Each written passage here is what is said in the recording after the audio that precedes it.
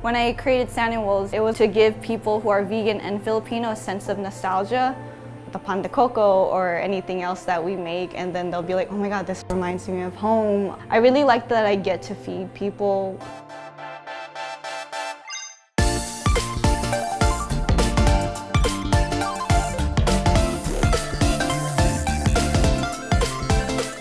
Panda Cocoa is a very simple recipe.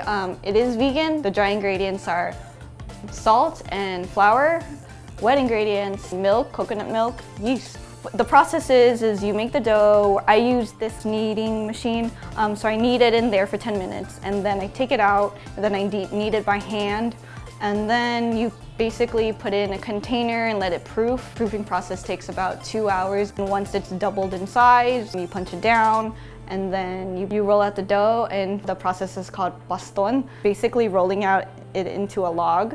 Then you cut it into like a lot of pieces, and then you take each individual piece, put in the filling, and then round it out, and then you let it proof for another hour, have that double in size, and then you glaze it with our egg topping. Put in the oven for 350 degrees for about 20 to 25 minutes, and that's it.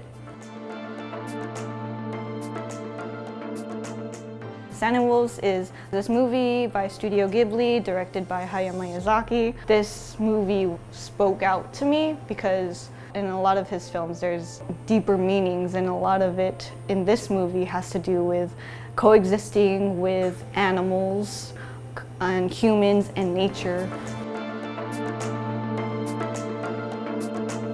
I started the bakery in 2017 in New York. I was working at a pastry place in the Upper West Side. I was tired of like making croissants and like scones and like more American type stuff, and so I decided to apply for a pop-up in Brooklyn, and then I guess they accepted me. I was just like, this is weird, why would they accept me? I'm not even a business, and so I created the name, and then I like did the pop-up, and that's when it all started. The emotion that arises is happiness, I guess. It's hard to say what is happiness, but it's like the closest thing I think happy is. So I guess happiness, and like it feels very rewarding. A lot of my customers, they are Filipino, and a lot of them are vegan, so I didn't know there was a big vegan Filipino community in Long Beach until I lived here. In New York, I knew there was a vegan Filipino community there, and so I was kind of bummed. I was just like, I don't know if there's gonna be that same community. And then when I moved to Long Beach, apparently like there's a lot of people. People are able to like share amongst each other, and then a lot of customers in line are like always talking about it with each other and how it brings them nostalgia.